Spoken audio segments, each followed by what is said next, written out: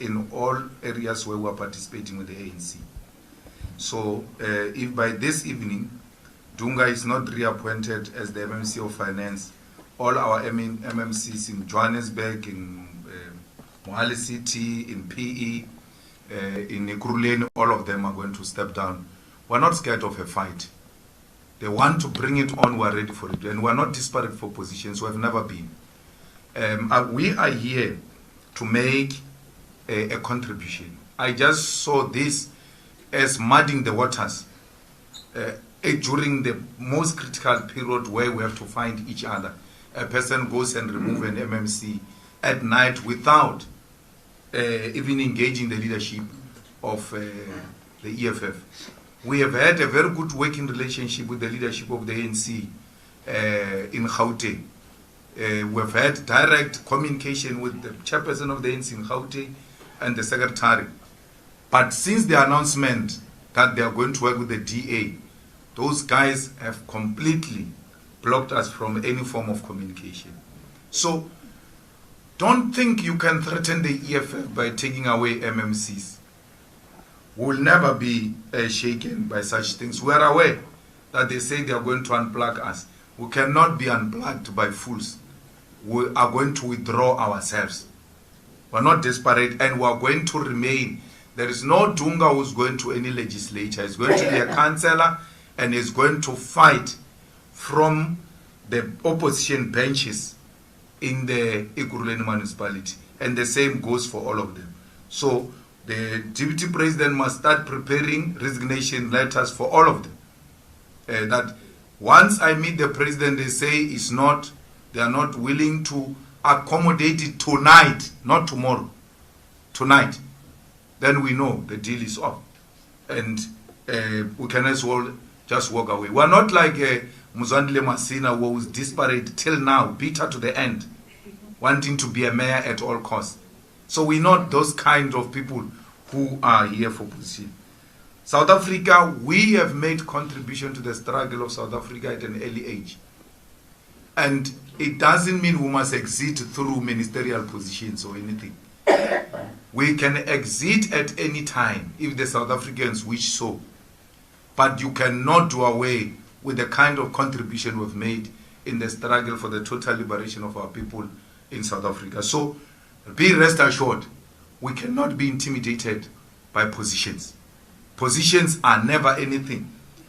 Listen to all these ex-prisoners, gangsters, and all of them, how they negotiate.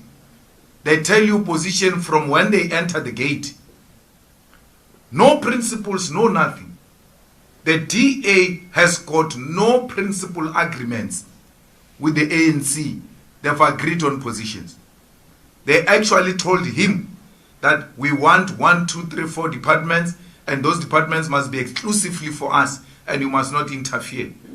And he says he has refused. He said, no, we can agree on ministries as to which ones, that should be left to the president. And there's no ministry that can be exclusively for white people of the DA.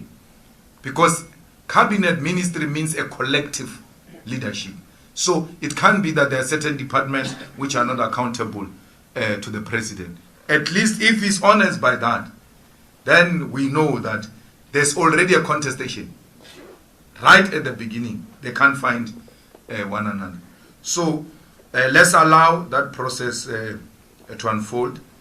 If the DA goes into government, and this must be known to all of you, if the DA goes into government, the official opposition is MKP. That's what you must know. That's how it works. There's no one who's going to be in government and still be an official opposition. And MKP and ourselves were together. We shall be official opposition together. We'll help each other in that role together. We are more experienced than them. We've been here. And we've got a cordial relationship with them. So even when we are chairpersons of the committees or speakers, we remain opposition. It is allowed. They can't say you are now a chairperson of a committee, you can't be an opposition party. No. The IFP was the chairperson of SCOPA, and it remained an opposition party. So our acceptance of this responsibility if Veronica becomes a speaker, it doesn't mean anything about EFF being an opposition. It remains an opposition party opposed to the current government. There's no need, really. The people of South Africa must swallow what they've decided to chew. And they decided to chew 40% of the ANC. So why should you field a presidential candidate for what? That's what they said they want. Why do they go and make decisions and hope someone is going to rescue them from the other side? It's their own decision. They chose load shedding. They chose Ramaphosa. They chose the highest level of unemployment. They chose racism. That's what they chose. So if the ANC fails to come together with progressive formations, we are prepared to sit back. But let's tell you, we'll fully participate in this parliament. And this time around, we've taken a decision not to play a role of a disruption, of being robust, of engaging to a point where we follow up that which was rejected illegally in parliament through peaceful protest on the streets. You will never see us on the stage. You will never see us fighting with any bouncer, anything of that sort. We are here as a 10-year-old organization with mature parliamentary politics, well experienced, to make sure that the views of those who voted for us are well represented. From now onwards, when you say there is a racist at our work, we check the historical tweeting of yours. If you have been tweeting ANC, DA, go and fight with those white people alone. We are now representing our own people who have been supporting us. Skatele manje. Skatele. We are with our people. And let me reassure you, this party is going to grow. This deal is the best deal you can ever think of. We did this deal almost the same in 2016.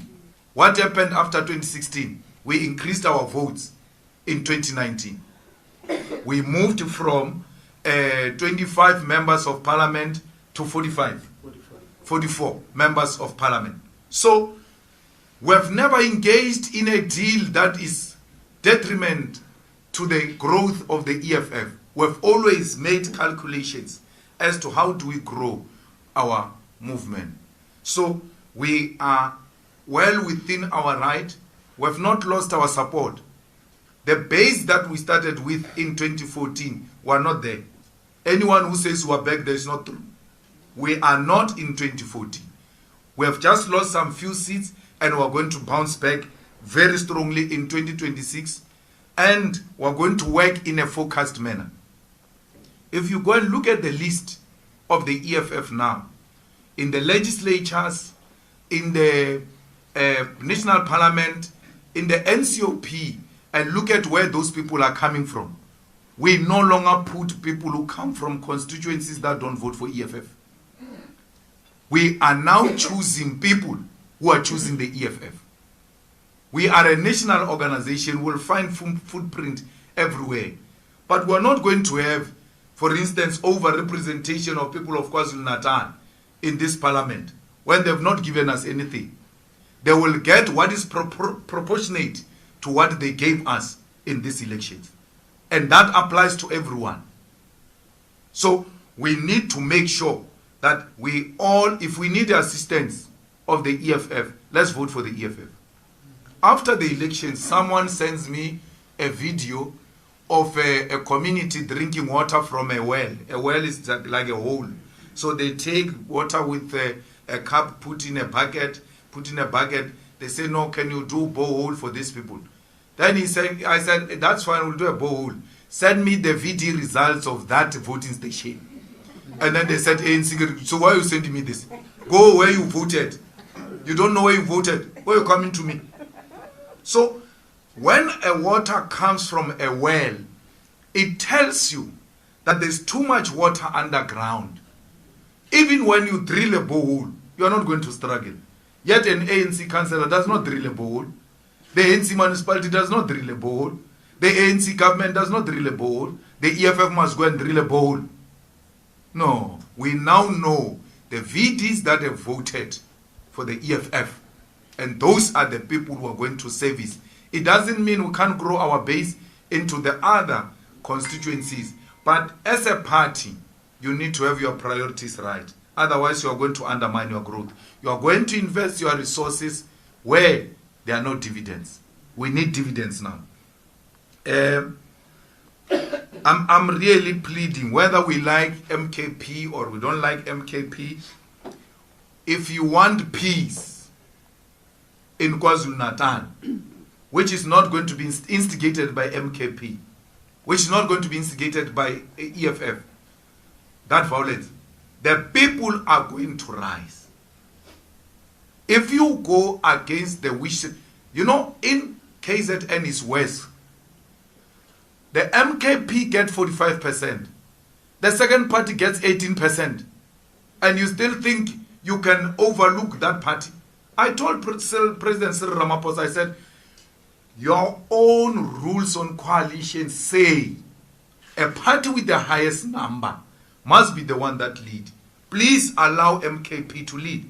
Do not undermine the voice of the people of KwaZulu-Natal if we respect democracy. And we make that plea that please allow MKP to lead in KwaZulu-Natal. We are not in any formal agreement with them. We are not for any cabinet position in KwaZulu-Natal. We are not for any speaker. We are not for anything. When we get invited, only then we'll look at what are the nitty-gritties of such an invitation. We have never had such a discussion with MKP. We are supporting MKP in KwaZulu-Natal from a principled point of view that says the party with the majority must be the one that lead. The DA, these hypocrites, have been advocating for that. When they've refused to give Action SA mayorship, when they refused to give their partners mayorship, they always said, we are the one with the highest number, and therefore we can't give you the mayorship. What has changed in KwaZulu-Natal? Why is the DA not applying the same principle? Why is the ANC not applying the same principle? So, we are going to stick to this principle as the EFF. Be rest assured, fellow South Africans, the MKP will overcome its internal leadership squabbles. It comes with the territory. There is no single organization that was formed and never faced leadership challenges. There was Mutletama here, who had to run all over the streets of Cape Town being chased by Bernard Joseph. So what do I say? We had our own share, and look at us now. We are in a much more stable way. So we are really not bothered by some potential infiltration on the leadership of MKP. Given President Zuma's experience and given those guys that we're negotiating with, Abu Natin Kleko, Abu former SARS, Tom Moyane, they are well-experienced people. Surely they should be knowing how to deal with potential internal leadership squabbles. As to what MKP stands for, what do they do and all of that, we are not the spokesperson of the MKP. Let them do whatever they want to do. The people chose them. And it's not only in KwaZulu-Natal. It's in South Africa. That's why I say to you, if the DA goes into government, MKP is the official opposition. Therefore, you want official statement on any issue, you're going to have to drive to Nkandla, like you did, to go and get official reaction of MKP, because it looks like the headquarters is there. So there's nothing we can do. The people of South Africa chose that. And all we can do as people who respect democratic principles is to stick to exactly that. So the EFF is not in any formal agreement, is not getting any executive position from MKP, and it hopes that MKP internal squabbles are just an irritation for a party that is new. So within a short space of time, we hope they will be able to overcome whatever difficulties they are confronted with. What we are interested in is to work with a solid party in the national parliament and in the legislature of KwaZulu-Natal, in the legislature of Gauteng. This part of engagement we're having with the ANC, the same principles applies everywhere. If they are going in bed with the DA in Gauteng, they must not count us in. Panyaza and TK, through their rightful conscience, they got defeated here. They've been very clear of what needs to happen. But they're a provincial structure from a fragmented organization, a highly divided organization, and if their voice is overpowered, there's nothing we can do. By the way, the DA coalition failed in the NEC. They defeated the DA coalition in the NEC. This is what happens now these days, how the ANC is run in a criminal mafia style. They allow people to speak. Then they say, let's adjourn, the president is going to give a summary. Then what they do, they call you guys in. Then the president speaks in front of you.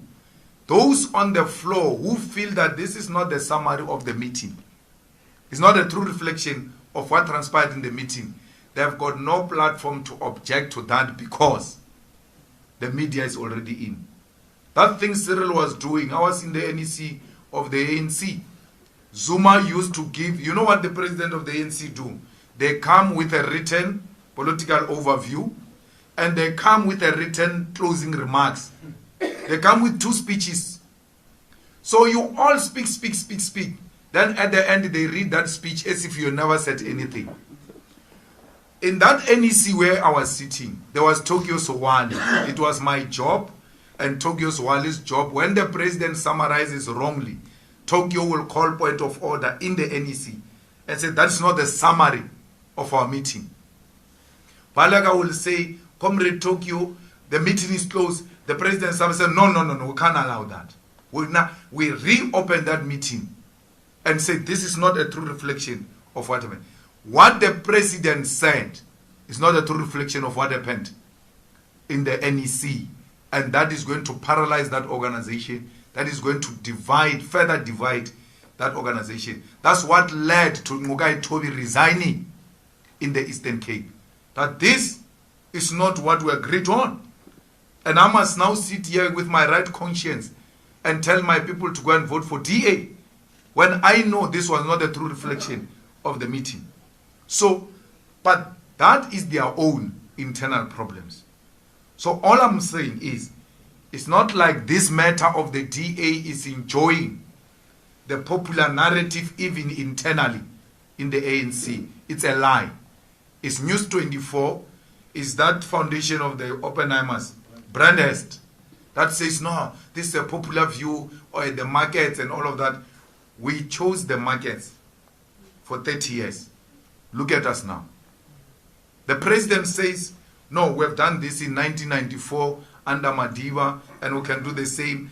And look at us, we're able to neutralize these people. I said to him, no. Our anger today as the youth of South Africa is, you guys gave a lot in CODESA and in 1994. The National Party came in, neutralized you, made you to adopt a constitution that is going to restrict you.